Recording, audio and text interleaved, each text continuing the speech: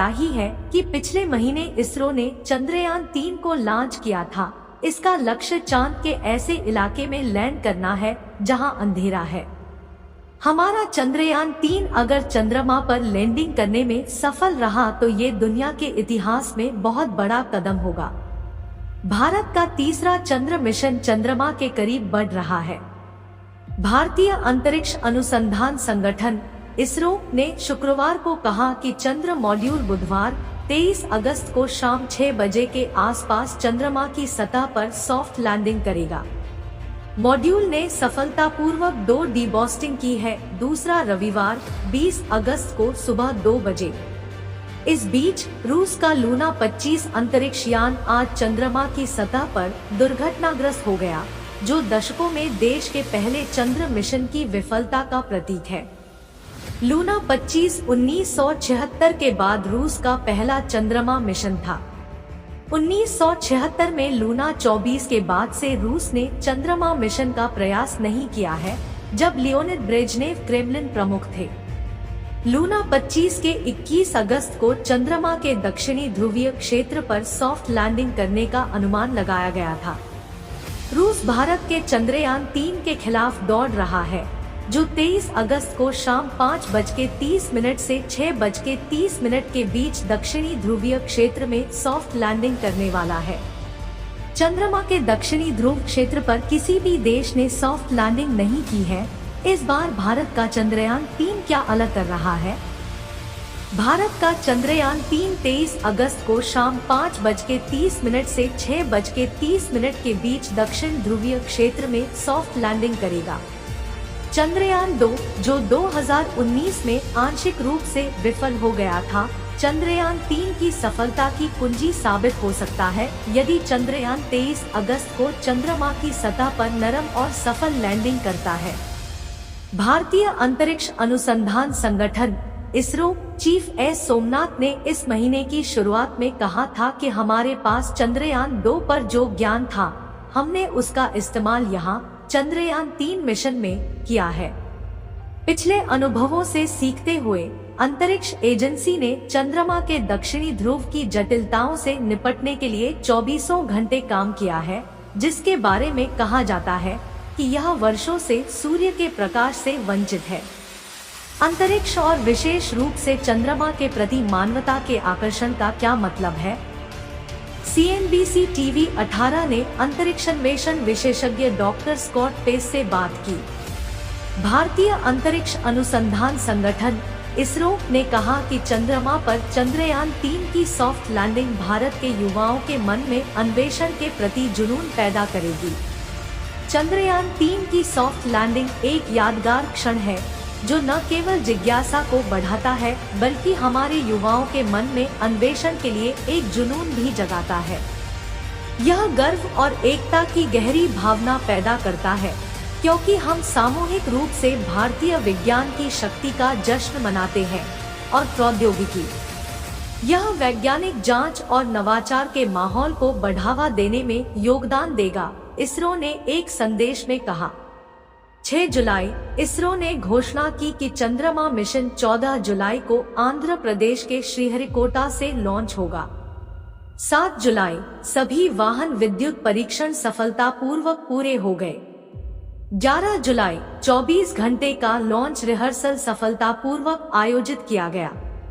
14 जुलाई इसरो के LVM-3M4 ने चंद्रयान 3 को इच्छित कक्षा में लॉन्च किया।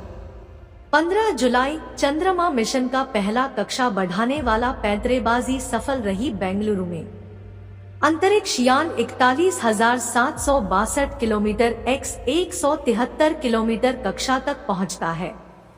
17 जुलाई दूसरे कक्षा उत्थान पैंतरेबाजी के साथ चंद्रयान 3 को 41,603 किलोमीटर x 226 किलोमीटर की कक्षा में स्थापित किया गया। 22 जुलाई चौथे कक्षा उत्थान कौशल के साथ साथ पृथ्वी बाउंड पेरिजी फायरिंग ने चंद्रयान 3 को 71,351 किलोमीटर की कक्षा में सफलतापूर्वक स्थापित किया। x 233 किलोमीटर कक्षा। 25 जुलाई एक और कक्षा उत्थान युक्ति सफलतापूर्वक निष्पादित की गई। 1 अगस्त चंद्रयान 3 288 किलोमीटर इंटू 3,69,328 किलोमीटर की कक्षा के साथ ट्रांसलूनर कक्षा में प्रवेश करता है। 5 अगस्त यह 164 किलोमीटर इंटू 18,074 किलोमीटर की चंद्र कक्षा में प्रवेश करता है। 6 अगस्त कक्षा को नीचे उतारा गया चंद्रमा की सतह के चारों ओर 170 किलोमीटर इंटू 4,313 किलोमीटर। 9 अगस्त एक अन्य पैंतरेबाजी अंतरिक्ष यान को 174 किलोमीटर x 1,437 किलोमीटर तक कम कर देती है। 14 अगस्त चंद्रमा मिशन 151 किलोमीटर इंटू 179 किलोमीटर की कक्षा के गोलाकार चरण में प्रवेश करता है। 16 अगस्त चंद्रयान 3 फायरिंग के बाद 153.163 किलोमीटर की कक्षा में प्रवेश करता है। 17 अगस्त लैंडिंग मॉड्यूल, जिसमें विक्रम लैंडर और प्रज्ञान रोवर शामिल है, को अलग कर दिया गया है। इसकी प्रणोदन प्रणाली। 18 अगस्त अंतरिक्ष यान ने डीबूस्टिंग ऑपरेशन पूरा किया, जो इसकी कक्षा को 113 किलोमीटर इंटू 157 किलोमीटर तक नीचे लाता है। 20 अगस्त चंद्रयान 03 ने अपनी दूसरी और अंतिम डीबूस्टिंग की और लैंडर मॉड्यूल को 25 किलोमीटर इंटू 134 किलोमीटर तक कम कर दिया। 23 अगस्त यदि सब कुछ योजना के अनुसार हुआ तो विक्रम लैंडर के 23 अगस्त को शाम 5.30 से 6.30 बजे के बीच चंद्रमा की सतह पर उतरने की उम्मीद है।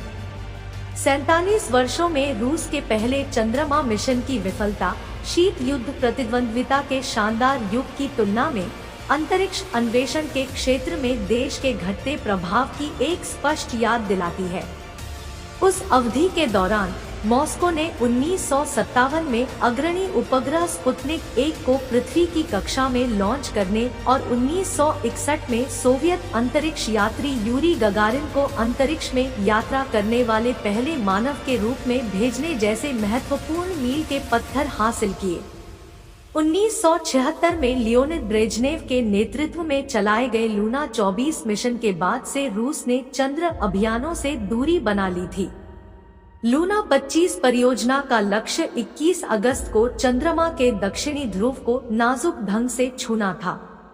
इसरो ने सभी शिक्षा संस्थानों से चंद्रयान 3 सॉफ्ट लैंडिंग टेलीकास्ट को लाइव स्ट्रीम करने का आग्रह किया है। चंद्रयान 3 की सॉफ्ट लैंडिंग के प्रसारण पर एक संदेश में इसरो ने देश भर के सभी स्कूलों और शैक्षणिक संस्थानों को छात्रों और शिक्षकों के बीच इस कार्यक्रम को सक्रिय रूप से प्रचारित करने और अपने परिसर में सॉफ्ट लैंडिंग की लाइव स्ट्रीमिंग आयोजित करने के लिए आमंत्रित किया है।